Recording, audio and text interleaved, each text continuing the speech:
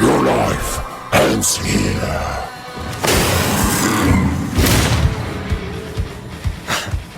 Heard that one before.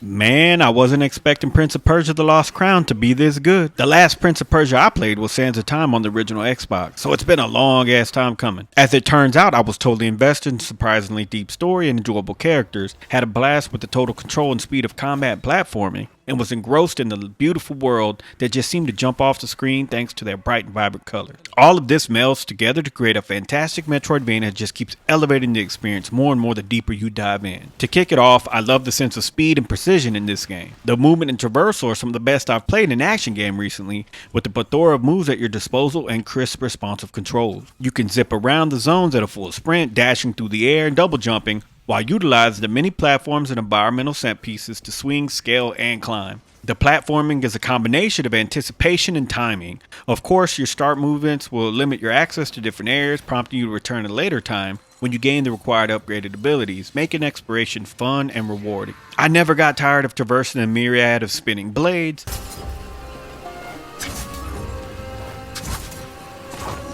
smashing pillars,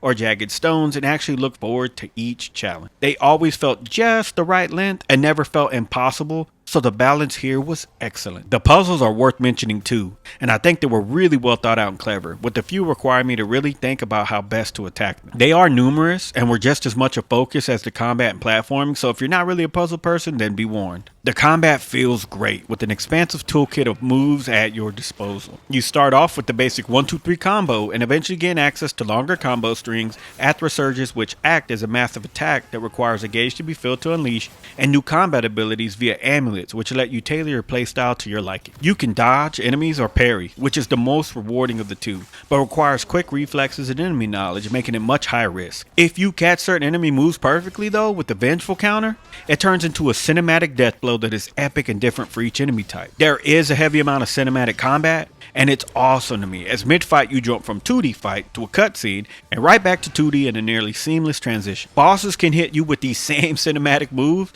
so protect yourself at all times. I love games that implement a parry system, and here it is executed so well. I really like this element of the combat, and I'm a sucker for over-the-top anime-style cinematics and fights, and that's what these moments remind me of big time. I simply couldn't get enough of them. One quick glance and you'll notice the game has an excellent presentation that makes the world pop. It does have a style that is very much in the vein of Pixar movies and favors Fortnite/Overwatch. However, The Lost Crown definitely does more than enough to differentiate itself from the other titles in the genre. Unlike many modern Metroidvanias, The Lost Crown has an extremely pleasant atmosphere for just about the majority of the biomes throughout the game, with bright color palettes and well-lit environments that are just gorgeous to look at. Whack trees scattered throughout the world, which act as save points, glow an awesome golden color, eliminating the immediate area around it. When you're near one, golden gusts of air and glowing leaves litter the floor in spots as you get closer. There is also so much detail in character models and throughout the zone. The characters have great designs, and no model scene just thrown together out of place, and voiceovers are well acted. The others are probably letting loose up on the roof. Not all warriors belong in the throne room. Join them, Sargon. I'll be along soon enough. With way more dialogue than I expected, but it's good. We must proceed with caution. Sure, Menelaus. You can scurry from shadow to shadow like frightened vermin. I'm serious, Orod.